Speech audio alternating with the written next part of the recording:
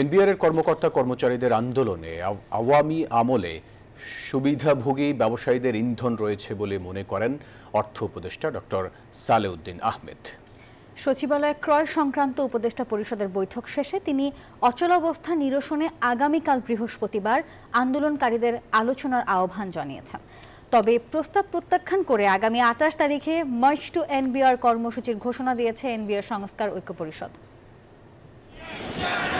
মে মাসে এনবিআর ২ ভাগ করে রাজস্ব ব্যবস্থাপনা ও রাজস্ব নীতি নামে ২টি স্বতন্ত্র বিভাগ করে অধ্যাদেশ জারির পর তা বাতিলের দাবিতে কলম বিরতি সহ নানা কর্মসূচি দিয়ে আন্দোলনে নামেন এনবিআর এর কর্মকর্তা কর্মচারীরা। বুধবার দুপুর ১২টা থেকে ৫টা পর্যন্ত কর্মসূচি পালন শেষে ২৮ তারিখে মার্চ টু এনবিআর কর্মসূচি ঘোষণা দেওয়া হয়।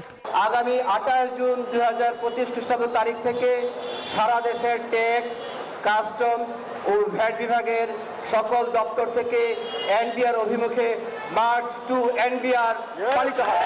এনবিআর এর চলমান এই আন্দোলনে আওয়ামী আমলের ব্যবসায়ীদের ইন্ধন আছে বলে মনে করেন অর্থ উপদেষ্টা। সচিবালয় ক্রয় সংক্রান্ত উপদেষ্টা পরিষদের বৈঠকের পর তিনি কথা বলেন। অচলাবস্থা নিরসনে বৃহস্পতিবার আন্দোলনকারীদের আলোচনার আহ্বান জানান সালাউদ্দিন আহমেদ।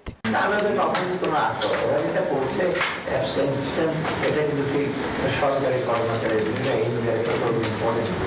ভিতরে আপনার অনেক রকম বিষয় আছে, ডিসক্রিপেন্সি, অ্যাকাউন্টেবিলিটি, ট্রান্সপারেন্সি না, তাই না? অর্থাৎ এখানে বেশিরভাগ আগের সরকারের সময় কিছু সংখ্যক ব্যবসায়ী তারা কিন্তু বেনিফিট, ভালো যারা লেভেল প্লেইং ফিল্ড তারা কিন্তু ওদের ধারে কাছে যেতে পারছে না।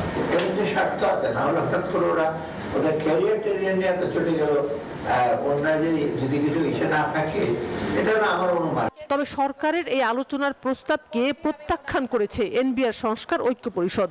আমাদের বিগত আলোচনার অভিজ্ঞতা মোটেই সুখকর নয়। এত বড় কর্মসূচির পেছনে কোন গোষ্ঠীর ইন্ধন খোঁজার প্রয়াস মাঠ পর্যায়ের প্রকৃত তথ্য না পাওয়ার কারণে ঘটেছে বলে আমাদের প্রতীয়মান হয়।